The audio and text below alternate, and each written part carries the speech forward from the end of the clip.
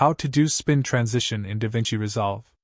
Go to Effects panel, click on Video Transitions, and search for Spin. Drag Circle Spin Transition into between your videos and timeline. Select the transition, and in the inspector, you can change zoom, scale, and soft edge to get a nicer transition. Now let's remove this transition and make a similar transition with Transform Effect. Clear the search box and click on Effects. Drag an adjustment clip above your videos. Right-click on it and choose Change Clip Duration.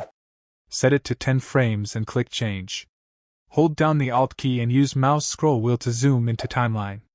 Position the adjustment clip in between your clips. Click on Open FX and search for Transform. Add Transform Effect to the adjustment clip. Move playhead to the start of adjustment clip and click on diamond button next to Rotate to create a starting keyframe. Move the playhead to the end and set Rotate to 360 to create the second keyframe. Expand animation and increase motion blur to 1. Expand advanced options and set edge behavior to reflect.